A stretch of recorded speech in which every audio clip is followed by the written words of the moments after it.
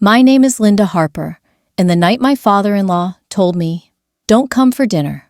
I don't want you here," I didn't argue, didn't defend myself, didn't even ask why.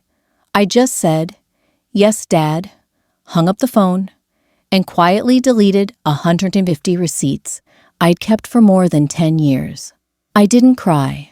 I didn't complain. I simply wiped away the proof of everything I had done for that family. And in that moment, I think I wiped away the last piece of myself that still hoped they'd ever see me differently. I didn't plan revenge. People like me, the quiet ones, the steady ones, never plan it. But life has a funny way of letting truth swing back around. And sometimes, the smallest act of silence becomes the loudest consequence. After I hung up that phone, the house felt strangely calm. The sun had already set behind the bare Wisconsin trees, their branches scratching against the living room window, like they were trying to say something I couldn't. I lowered myself into my favorite recliner, the one with the soft plaid blanket draped over the back, and stared at the phone in my hand. His words still echoed, "I don't want you here." It shouldn't have surprised me. Walter had never hidden his preferences, not for food, not for politics, not for which of his children he loved the most. And it certainly wasn't me. I was the in-law who took too many notes, who kept too many papers, who acted like everything needed a process. In his mind, that meant I complicated things. In reality, it was the only way to survive the last decade of Dr. Bill's insurance claims, prescription changes, and home maintenance he either forgot about or didn't want to admit he needed help with. Still hearing him say that out loud, it did something to me. Not anger, not sadness, something quieter. Something that made me feel like a chapter was closing. My husband, Mark, walked into the room a few minutes later, wiping his hands on an old kitchen towel. He had been cleaning up after supper. "Dad called," I told him softly. He stopped. What did he say? I waited a moment long enough to steady my breath. He said he doesn't want me at dinner tonight. Mark's eyebrows came together, not with shock, but with the same weary, guilty disappointment I'd seen many times before. "Linda, I'm so sorry. He doesn't mean—" "He does," I said gently, "but it's okay." He looked at me, the way someone looks at an old fence, leaning in the yard, knowing it's been weathering storms for too long. "You sure you're all right?" "Yes," I lied with a small smile. "I'm fine. You go ahead." Mark hesitated. I knew he wanted to defend me, but years of navigating his father's stubborn pride had taught him that confronting Walter often made things worse. And I wasn't going to make him choose between us, not tonight. So I touched his arm and nodded toward the door. "Go," I whispered. "He's your dad." He kissed my forehead before he left. I listened as the front door opened, then closed, the sound lingering like a sigh. When the house settled again, I opened the folder on my phone, labeled W&E Expenses. Inside it, I had stored every digital receipt from the last decade: $8.75 for Walter's denture adhesive, $21.39 for Emmeline's allergy medicine, $112 for a water heater repair, $48 for door lock replacement after Walter misplaced his keys for the third time that winter. Small things, everyday things, invisible things. Things no one ever noticed I had taken care of.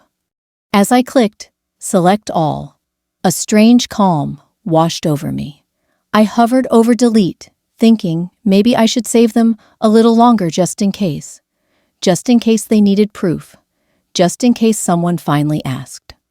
But they never had. And tonight, no one even wanted me in the room. So I pressed Delete. The folder emptied instantly, just like that. 10 years of silent support vanished, erased by a woman who had finally reached the end of a very long rope. Afterward, I sat still for a long time. I could have turned on the TV or cleaned the kitchen or read one of the novels piled on my end table. But instead, I let the quiet speak. Sometimes silence is heavier than noise. Around 7:30, the automatic porch light outside flicked on. The neighborhood was calm. Janesville always quieted down early. Snow had started to drift across the sidewalk, the kind that didn't stick, but whispered that real winter wasn't far behind. The glow of our neighbor's Christmas lights shimmered faintly through the bare branches, even though Thanksgiving hadn't arrived yet. People here like to be early about holidays. It made the long nights feel less empty. I tucked the blanket around my lap and leaned back, remembering the first time I helped Walter with anything financially. It was after Emmeline tripped in the garden 6 years ago. She needed a new walker with better grips, but Medicare wouldn't cover the model her doctor recommended. Walter had insisted he could handle it, but 3 days later, the pharmacy called me directly because he was too embarrassed to admit he didn't have enough in his checking account. I paid without hesitation. I even told them to put my number at the top of their contact list. It felt like the right thing to do. I believed family meant stepping in quietly, gently, without keeping score. But what happens when your kindness becomes invisible? When your silence becomes expected? When the things you do without being asked become the things no one bothers to notice? That's when resentment grows. Not loudly, but like frost spreading across a window pane. Around 9:00 p.m., Mark returned. His boots thudded softly on the entryway mat. He didn't speak right away. He just stood there, rubbing his hands together, like he was warming up for something harder than cold weather. "How was dinner?" I asked. He exhaled. "It wasn't the same without you." I nodded once. My heart didn't jump, didn't ache. It simply settled deeper into the quiet. He sat beside me. "Dad, shouldn't have said that." "I know," I replied. "He'll realize it," he added. "Eventually." Maybe I whispered. But even I didn't believe it. Not yet. Not until everything that happened afterward, everything none of them expected, forced them to confront the one truth they had ignored for too long. That sometimes the quietest person in the room is the one holding everything together. I didn't sleep much that night. Not because I was hurt, though I was, but because my mind kept drifting back over the years, revisiting moments I had tucked away, like loose threads in an old quilt. When you've spent more than 3 decades married into a family, you accumulate memories the way a tree gathers rings, quietly, layer by layer, storm by storm. The next morning, I woke up early, long before the sun made its slow winter climb over the rooftops of Janesville. The house was cold, even with the furnace humming. Wisconsin mornings in late November had a way of settling into your bones, reminding you that winter wasn't coming, it was already here. I wrapped my soft gray cardigan around my shoulders and made coffee, the rich smell filling the kitchen like a familiar comfort. As I watched the steam rise, I thought about the first time I had met Walter and his wife, Emmeline. It felt like a lifetime ago. I'd been 26, nervous, eager to make a good impression. They invited me for Sunday lunch after church. I remembered how Emmeline fussed over the roast and how Walter sized me up with the same guarded expression he still wore decades later. But back then, his words were warmer. "You seem like you've got a good head on your shoulders," he had told me. "Mark needs someone steady." Steady. That was the word he always used for me. Maybe that was the first sign. People don't call you steady unless they expect you to hold things together when they fall apart. As the coffee pot sputtered, I thought about the moment things shifted. It wasn't sudden. It never is. It was a gradual slide, like erosion wearing away at a riverbank. The first major crack appeared nearly 10 years ago, when Walter retired from the small manufacturing plant he worked at for 37 years. He wasn't the kind of man who handled change gracefully. Losing the routine, the purpose, the certainty, it shook him more than he'd ever admit. Then came the medical issues. First, the high blood pressure. Then the knee that needed replacing. Then Emmeline's allergies worsening until she needed monthly shots. Suddenly, the mailbox filled with insurance letters, Medicare notices, pharmacy reminders. Walter would get overwhelmed, shove the papers into a drawer, and say, "We'll figure it out later." But later always came, and always landed in my lap. I didn't complain.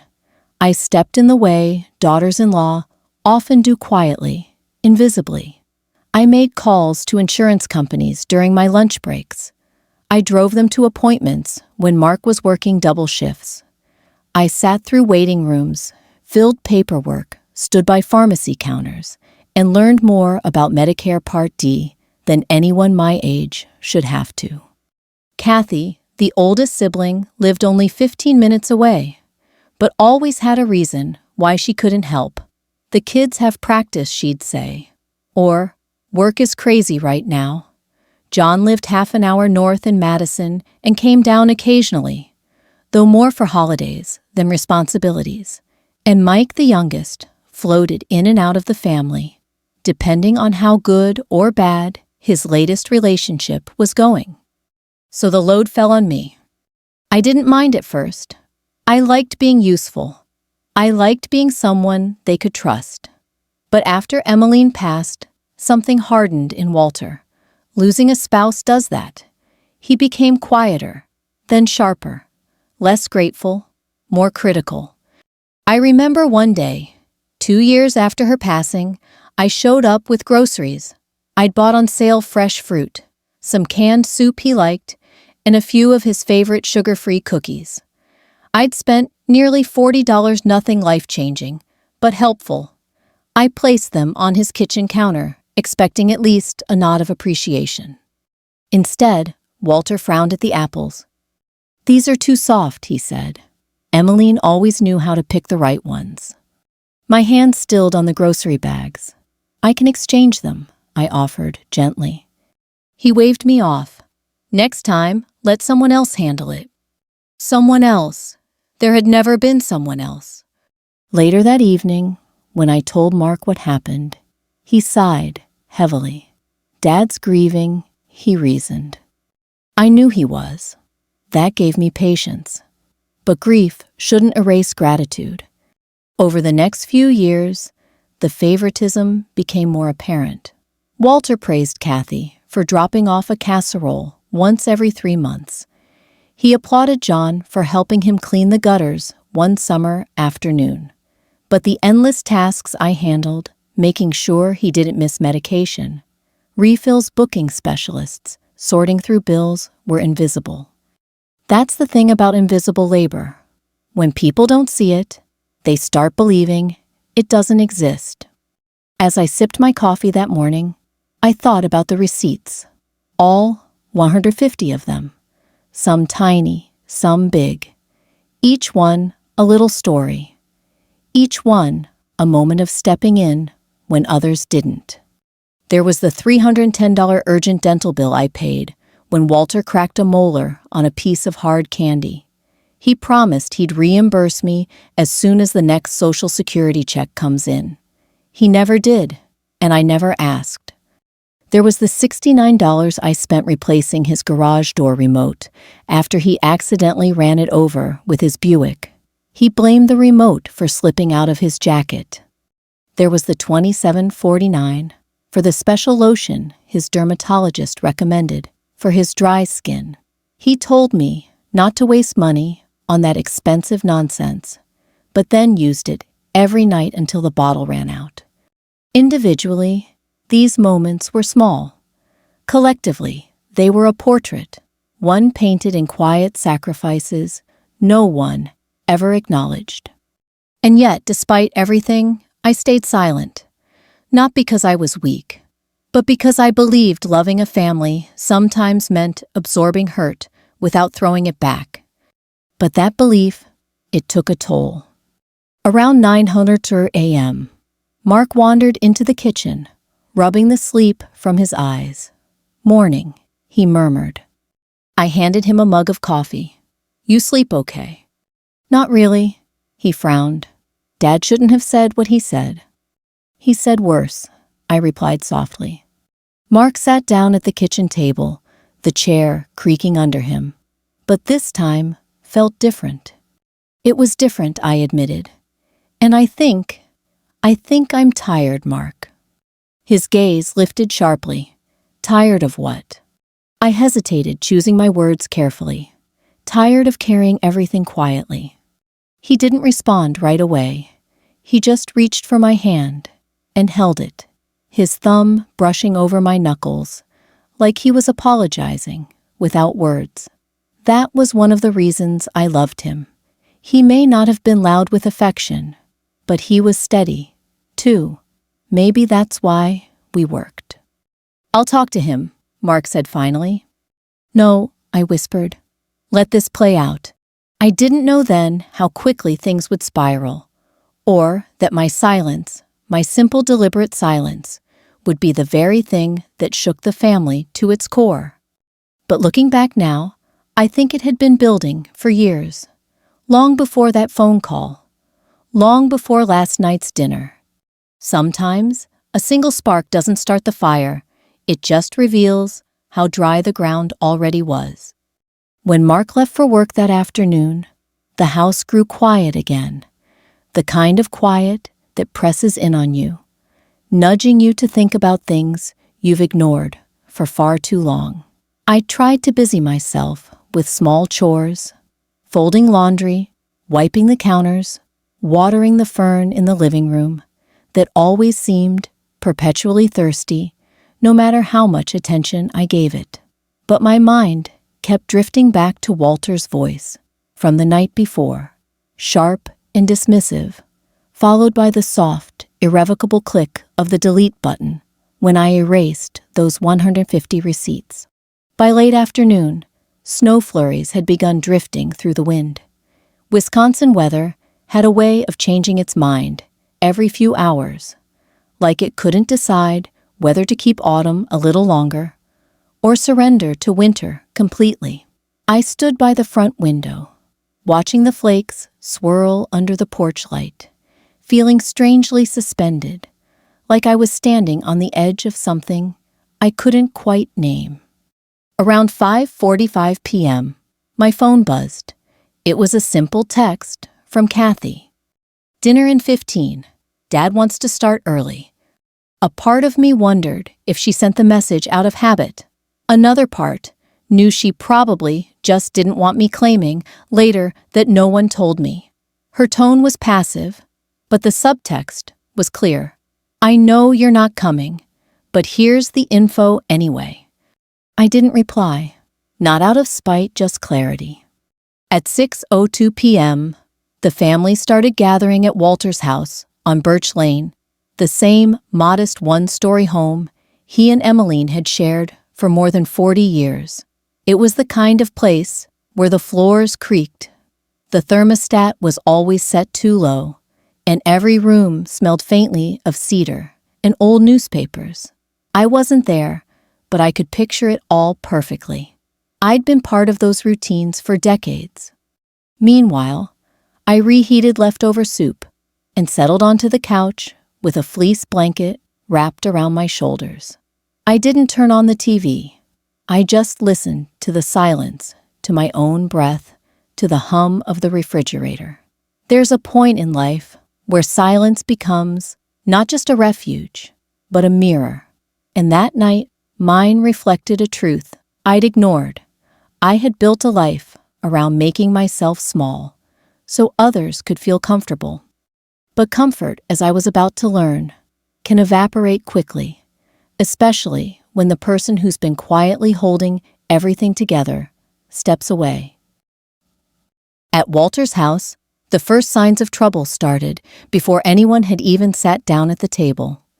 John arrived, carrying a store-bought apple pie. He was always the sibling who showed up with something from the bakery and called it helping. Kathy was stirring a pot of instant mashed potatoes, making the same annoyed face she made every time she had to cook more than 2 dishes in the same evening. Mike strolled in, 10 minutes late, smelling faintly of gasoline and cologne, his jacket dusted with snow. And then, inevitably, someone asked the question, "Where's Linda?" It was Mike of all people. His tone wasn't concerned, just curious.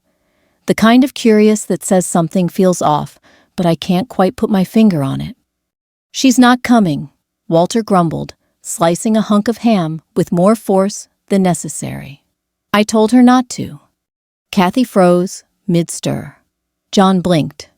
Mike scratched the back of his neck. "You told her not to?" John asked carefully. "That's what I said."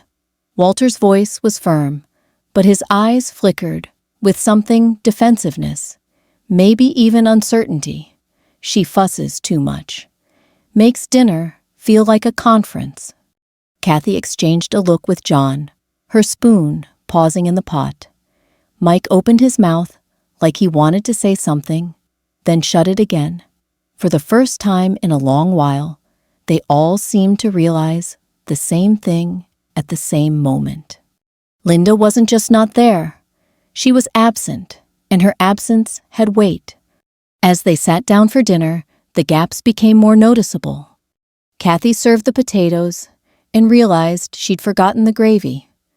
Linda always brought it homemade, warm and seasoned, just right. John reached for the rolls, burning his fingers. Linda always sliced the fresh rolls and arranged them neatly in a basket, so no one had to handle the hot pan. Mike asked Dad, "Where's the sugar-free cranberry sauce?" Walter frowned. "Isn't it in the fridge?" "No," Mike said. "I looked." Linda always made a separate dish for Walter's dietary needs, keeping him from sneaking the regular one that spiked his blood sugar. And then, as if on cue, the phone rang. It was the local pharmacy. Walter declined the call, muttering, "They're just trying to sell me something." But a minute later, the voicemail icon appeared. Kathy pressed the speaker button. "Hello, this is Ridgeview Pharmacy calling about Mr. Walter Harper's inhaler refill. We're unable to process payment under the usual number. We'll need whoever manages the billing to return our call. It's marked urgent due to recurring shipping issues. Thank you." The room went silent. "Who usually handles that?" Kathy asked slowly. Walter looked around, then grunted. "Linda does." "But she's not here," John said. Another silence, one of those real heavy ones that feels like it drops straight through the floor. Mike shifted uncomfortably. "So what do we do?" Kathy reached for the folder Walter kept in the kitchen drawer, crammed full of coupons, expired appointment letters, and insurance notices. She flipped through the mess, looking overwhelmed within seconds. "None of this is organized," she muttered. "How on earth does Linda keep track of all this?" "She just does," Walter said irritably. "She's always poking around the computer, writing things down." "That's not poking," John replied. "That's managing." The sentence hung in the air, and for the first time in years, they all truly felt Linda's absence, felt the weight she'd been carrying, felt the gap left behind when the quiet person stopped being the glue. But the real shift happened when the pharmacy called again, this time directly to Kathy's phone, flagged as important. After a confused conversation, Kathy's expression twisted with dawning realization. "Dad, they said Linda was paying the difference after Medicare. For months, maybe longer." The room stilled. "What do you mean paying?" Walter asked, his voice suddenly unsteady. "She was covering the costs," Kathy said quietly. The parts insurance didn't. Another silence. A deeper one. Dinner sat cooling on the table untouched, now forgotten. Walter's hand trembled slightly as he folded his napkin. I didn't ask her to. No, John said gently, but she did. And somewhere, 3 miles away, in my quiet living room, I unknowingly left a space at that dinner table, a space so wide, so suddenly visible, that everyone felt it. Everyone except me. All I felt was a strange calm settling into my bones. Because silence, when it finally speaks, echoes louder than any argument ever could. The next morning started like any other, a quiet Wisconsin dawn, slipping through the thin curtains in our bedroom. Mark was already gone. He had an early shift at the plant, and the house felt still, as if it were tiptoeing around the events of the past 2 days. I dressed slowly, made the bed, and padded into the kitchen, where the coffee maker clicked on with its familiar, comforting rhythm. I wasn't expecting anything unusual. After all, I had decided to stay quiet, to step back, to let the family run itself without me for once. I believed things would simply unfold. Not smoothly, maybe, but naturally. That's the thing about stepping out. You expect them to fill in the space you leave behind. But sometimes they fall into it instead. At 9:12 a.m., as I was slicing a banana for my cereal, my phone buzzed with a number I recognized immediately, Ridgeview Pharmacy. I sighed. A little part of me, still instinctively prepared to handle whatever issue they had. Old habits die hard. I almost answered. But then I remembered that wasn't my responsibility anymore. My silence had to mean something. I let it ring, then vibrate once more, and eventually stop. A minute later, a voicemail notification appeared. But before I could check it, another call came through, this time from the medical billing office at St. Mary's Hospital. Then another from the orthopedic clinic. 3 missed calls in under 5 minutes. A swirl of frustration and resignation tightened in my chest. Not at them, at myself, at how completely I had built my life around fixing things that weren't mine to fix. Finally, at 9:20, I listened to the pharmacy voicemail. Hello, this is Ridgeview Pharmacy again. We're still unable to verify payment for Mr. Harper's inhaler refill. We need the previous receipts to confirm supplemental charges. If the family member who normally manages these records could call us back, we would appreciate it. I placed the phone on the counter and stared at the backsplash tile. I knew exactly what they needed: dates, transaction numbers, confirmations of out-of-pocket amounts. I had those things. I had them perfectly organized. Until last night. My chest tightened with a strange mix of guilt and liberation. I wasn't trying to punish anyone, truly, but there's a cost to always being the one who steps in, and an even bigger cost to pretending you can carry it forever. A few minutes later, Kathy called. I let the first call ring out, but when she tried again immediately, I answered. Linda. Her voice was strained, like someone trying to sound composed, while fighting the edges of panic. Hey, I listen. We need the receipts. The medical ones. Dad's inhaler refill is messed up, and they said we need proof of past payments. I took a breath.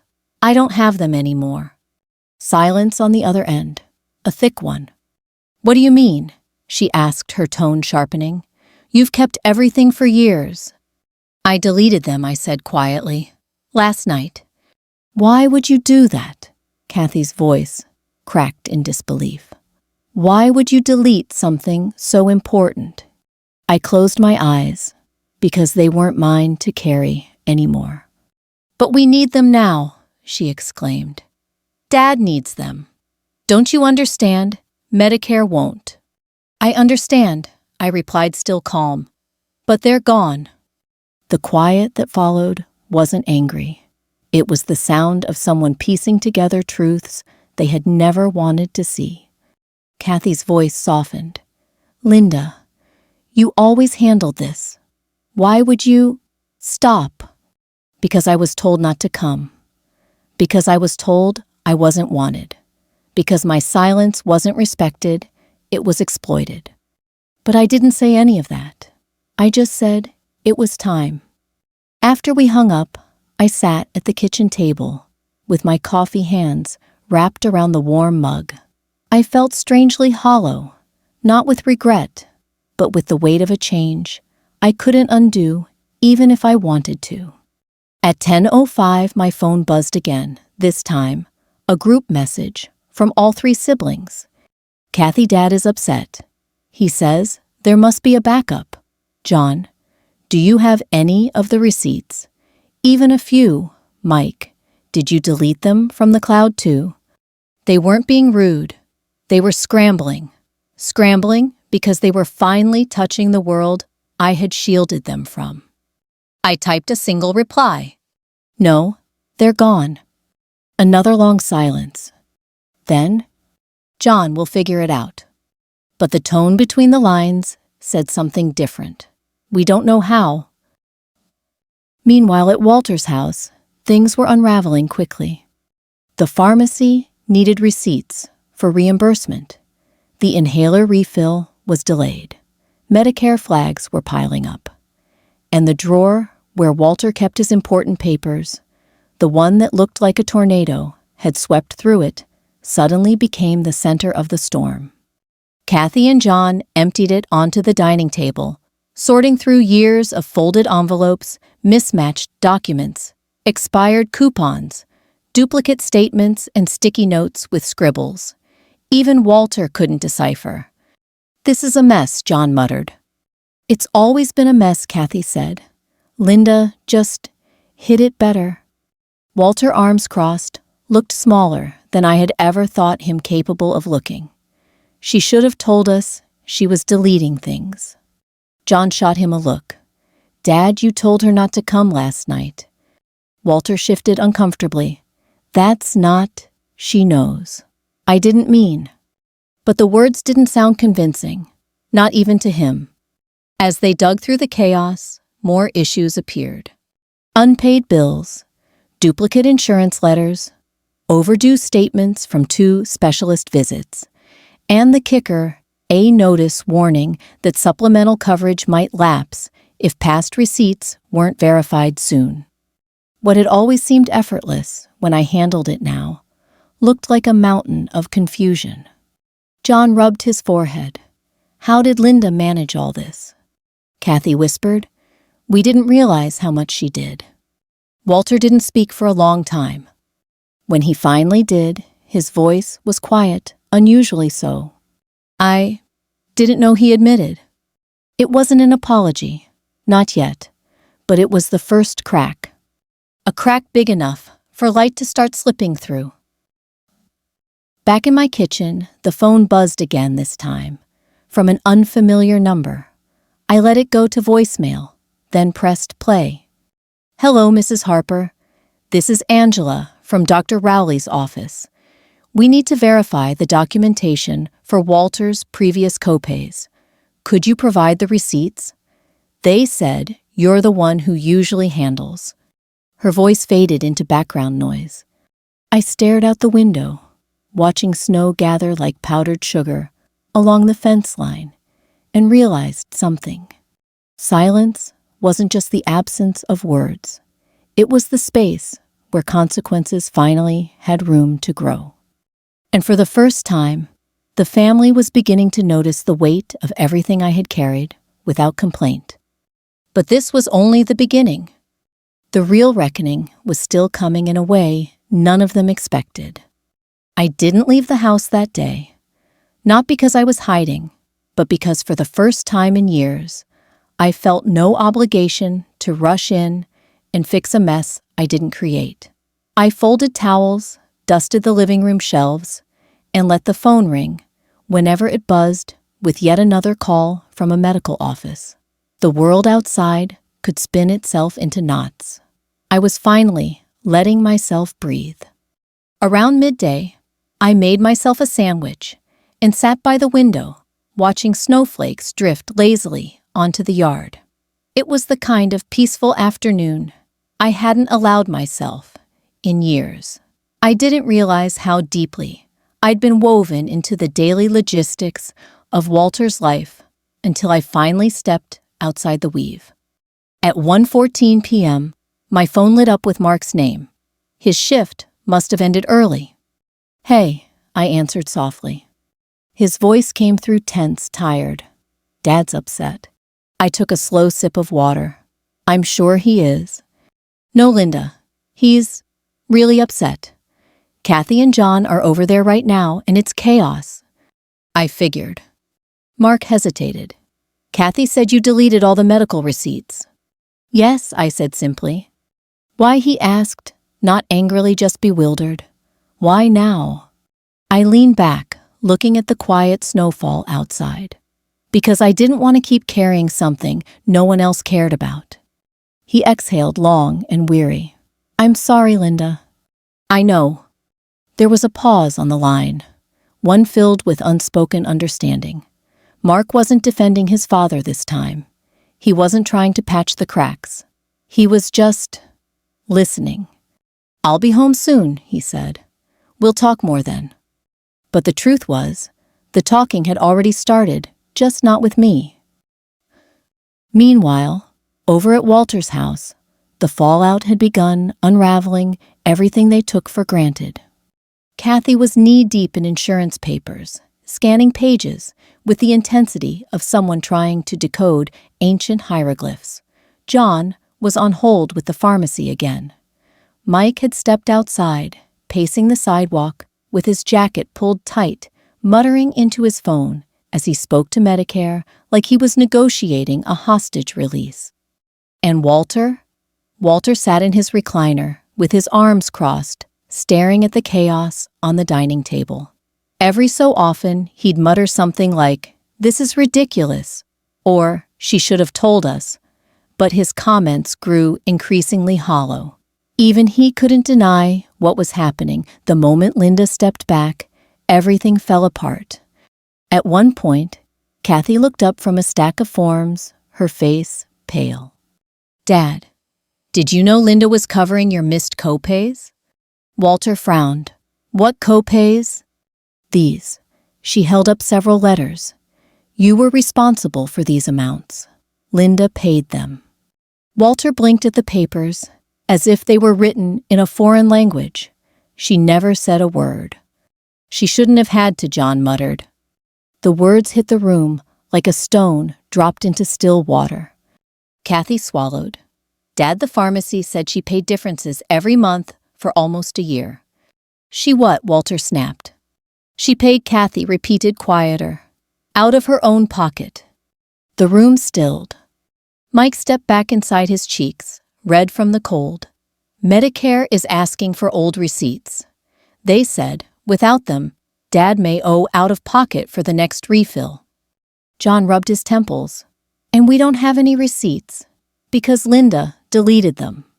Walter shifted in his seat, his jaw tightening. She shouldn't have." The sentence died before he finished it.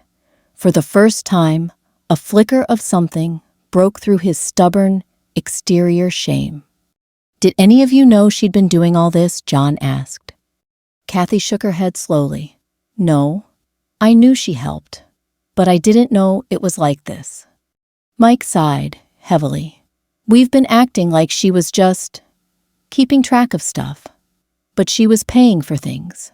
Real money. That's not keeping track. That's responsibility none of us took." The truth sat between them like a cold draft. And then, almost reluctantly, Walter spoke. "She shouldn't have done all that without telling me." "No," Dad, Kathy replied softly. "She shouldn't have had to do it alone." It was the first moment Walter didn't have a comeback. At home, I decided to step outside for the first time that day. The snow was light but steady, coating the sidewalk in a thin white layer. I wrapped my scarf around my neck and walked to the mailbox, feeling the cold nip my cheeks. The crisp air cleared my mind. When I pulled the mail out, a single envelope caught my eye, one addressed to Walter, delivered to us by accident. It happened sometimes. Our houses were just a few blocks apart. Normally, I would have driven it over, gently placed it in his mailbox, maybe even organized his other letters while I was there. But today, I slipped it into my coat pocket, not to keep it, just to remind myself that I didn't have to immediately solve anyone else's problems. When I returned inside, Mark was pulling into the driveway. He stepped out of the car, looking tired emotionally, more than physically. We met at the doorway. His eyes were full of something heavy. "Linda, they're falling apart without you." "I know." "And Dad," Mark shook his head, "he didn't realize how much you did. Not really. But he's starting to." I didn't answer. I didn't need to.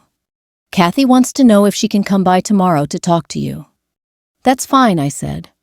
He stepped closer, resting a hand on my cheek. "You're not wrong for stepping back."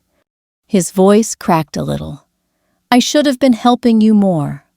I placed my hand over his. "It's not your fault. It's just been building for a long time." "Dad's scared," he added quietly. "He hides it by being stubborn." "I know," I whispered. "But fear doesn't excuse everything." Mark nodded slowly. He realizes that now. Across town at Walter's dining table, the siblings were finally seeing the truth laid bare in overdue notices and tangled paperwork.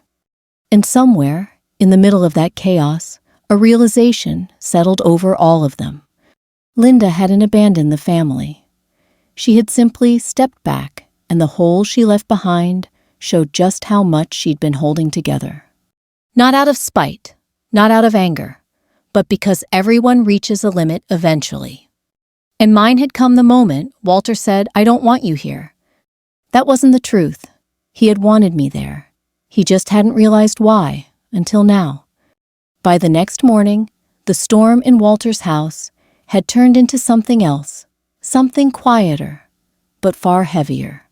I didn't need to be there to know it. The silence on my phone told me enough. Yesterday had been a scramble. Today was the settling, when everyone starts realizing what the scramble actually meant. Around 8:45 a.m., I heard a car door close in our driveway. I peeked through the curtain and saw Kathy stepping out of her SUV, wrapped in a long brown coat, her face pale against the cold. She didn't look angry. She looked humbled, maybe even scared. I opened the door before she reached it. "Hey," she said softly. "Morning," I replied. "Can we talk?" I nodded and stepped aside to let her in. She brushed off some snow and sat at the kitchen table, folding her gloves neatly, like she needed something to keep her hands busy. "Linda," she began, "I'm sorry. For yesterday.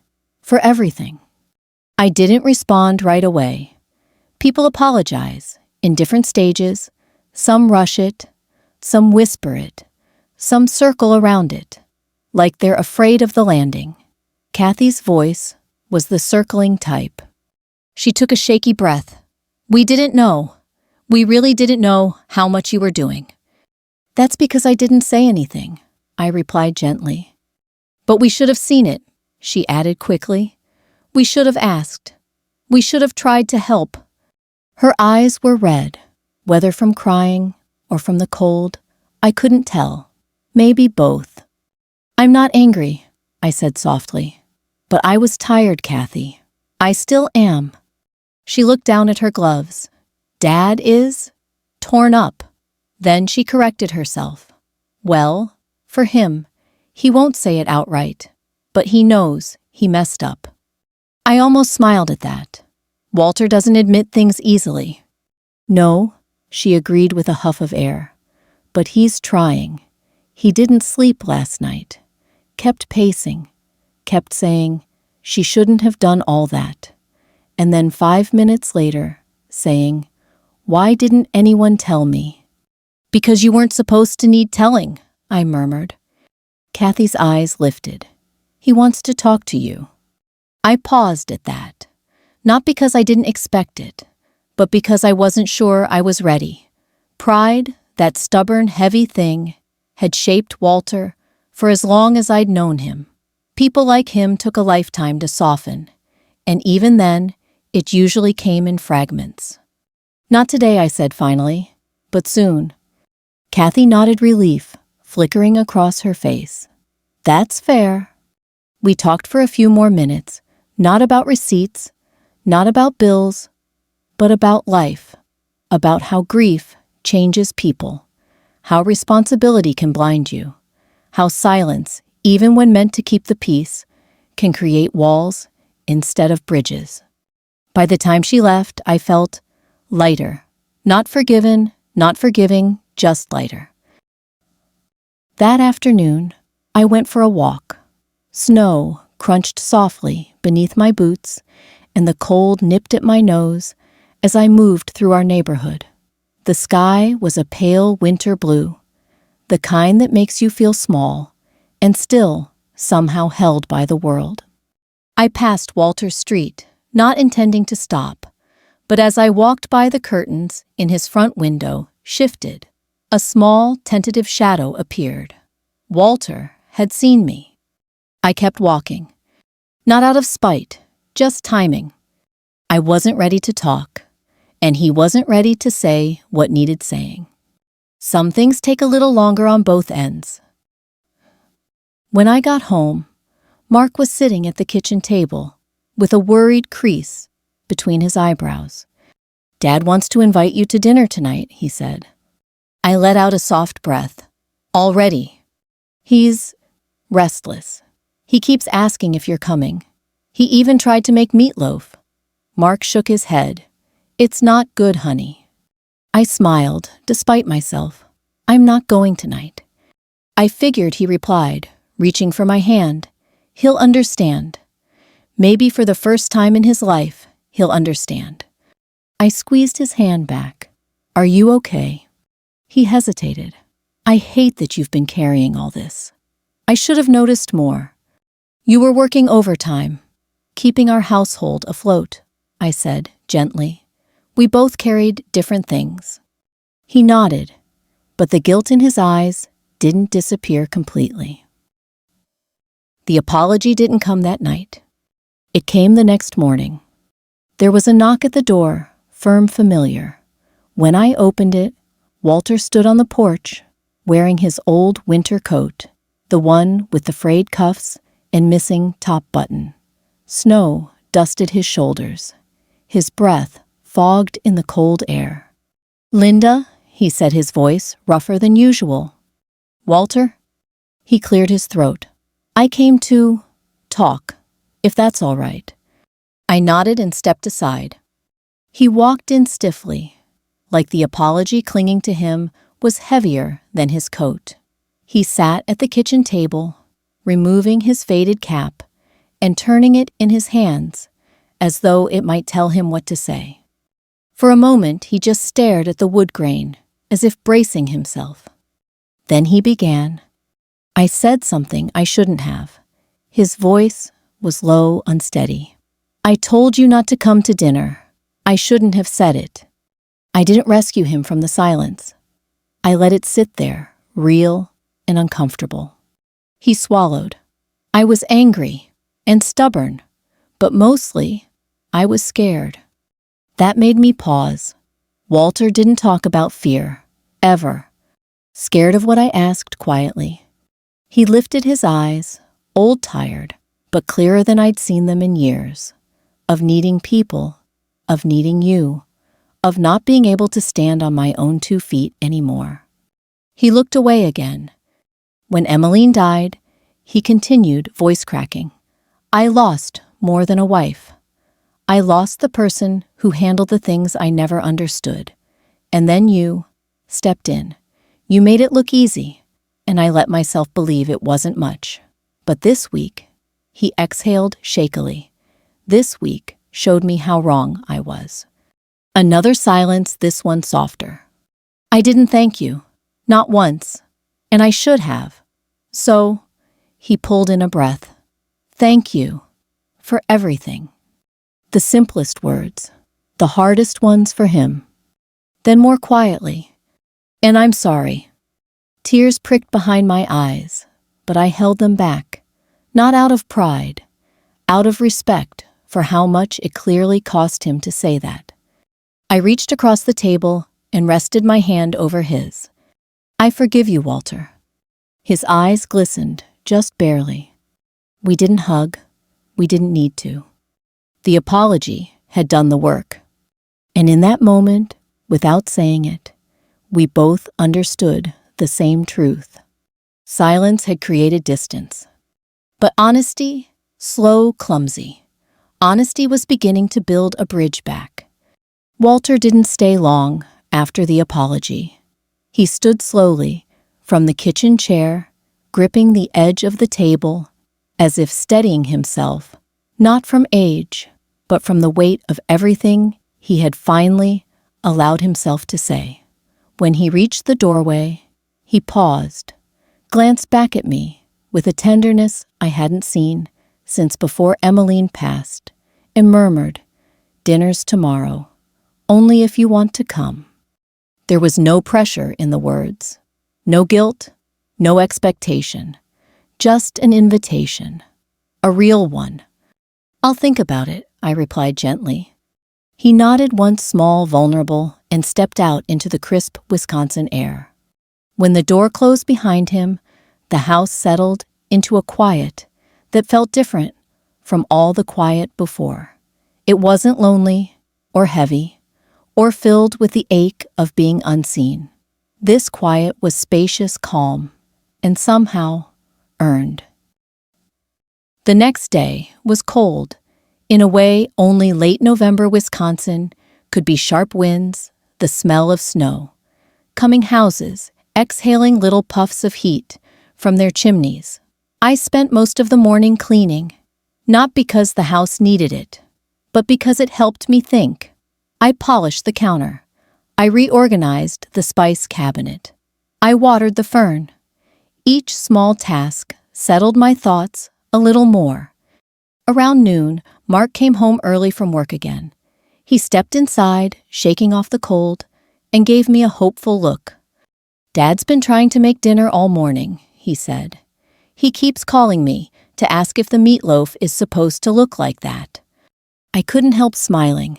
"Oh dear." "Kathy told me he insisted on doing everything himself," Mark continued. "Said it had to be right, this time." "Right," I repeated softly. "Meaning he wants to make it up to you," Mark said, gently, in the only way he knows how. I considered that. The man had spent decades being stubborn, brusque, and set in his ways. A home-cooked dinner made by his own hand was more than a meal. It was an offering, a gesture, a step toward change. "Do you want to go?" Mark asked. "Yes," I said. "I think I do." His shoulders relaxed with visible relief. He pulled me into his arms, and I held on to him, feeling something in both of us settle into place. When we arrived at Walter's house that evening, the front porch light flickered on with its usual hum. But the moment I stepped inside, I felt the difference. The dining table, usually cluttered with bills and stray newspapers, had been cleared and wiped clean. A blue floral tablecloth covered it, the one Emmeline used for holidays. The smell of meatloaf and roasted vegetables filled the house. Kathy and John were already there, placing silverware in neat, thoughtful lines. Mike was carrying a bowl of salad from the kitchen. They all looked up when I walked in. Kathy stepped forward first. "Linda," she said, her voice soft, "we're really glad you came." "So am I replied. John offered a small, earnest smile. "We've been doing some thinking about everything." Mike scratched the back of his head awkwardly. Yeah, turns out Dad wasn't the only one who took you for granted. Then, Walter appeared in the doorway of the kitchen, wiping his hands on a towel. His expression was unsure, hopeful, and humbled all at once. Dinner's ready, he announced. He gestured for everyone to take their seats. And for the first time in years, maybe ever, he pulled out the chair next to his own and motioned for me to sit there. The dinner wasn't perfect. The meatloaf was a little dry. The potatoes were overmixed. The biscuits were slightly burnt on the bottom. But none of that mattered, because every dish was made with intention, with effort, with apology baked right into it. Halfway through the meal, Walter cleared his throat. The table fell silent. I owe all of you an explanation, he began. Especially you, Linda. My heart thudded gently in my chest. I've spent years pretending I didn't need help, he continued. Pretending I had everything under control, but I didn't. Not really. He looked down at his hands. And, instead of saying thank you, I pushed the one person away who held everything together. The room was still, but not tense, just listening. I was wrong, Walter said plainly, and I'm sorry. There was something deeply human about the way he said it. No theatrics, no dramatic flourish. Just a man facing the reality of his own limitations and trying to repair what pride had broken. I reached for his hand. I forgive you, Walter. He blinked back a sheen of tears. After that conversation flowed more naturally. Stories, memories, gentle teasing, small laughter. The siblings shared what they'd learned from the chaos of the past few days. Kathy admitted she'd never appreciated how call lists and billing cycles worked. John confessed he'd always assumed I just liked organizing things. Mike apologized for staying distant physically and emotionally when he should have been more present. No one made grand promises. No one pretended things would magically change overnight. But there was honesty, now, honesty that had been missing for years. And honesty, once it cracks open, lets healing begin. When Mark and I left, later that night, the snow had thickened into a peaceful blanket across the neighborhood. I paused at the walkway, looking back at the warm glow coming from Walter's living room window. I didn't expect any of this, I murmured. Mark slipped his arm around me. Sometimes it takes losing something to realize how much it mattered. Or someone I corrected softly. He kissed my forehead. As we walked to the car, I felt a clarity settling into my heart. I wasn't stepping back into old patterns. The invisible labor, the quiet sacrifices, the unspoken resentment, those days were over. But I was stepping forward into something new, something balanced, something honest. And forgiveness, I realized, wasn't about forgetting the past. It was about choosing to soften the road ahead. To everyone listening, especially those who've spent years carrying quiet burdens, speak your worth, set your boundaries, and let silence work for you, not against you. Sometimes the gentlest voice teaches the strongest lesson. If this story touched your heart, I hope you'll share it with someone who needs it. Your story matters too.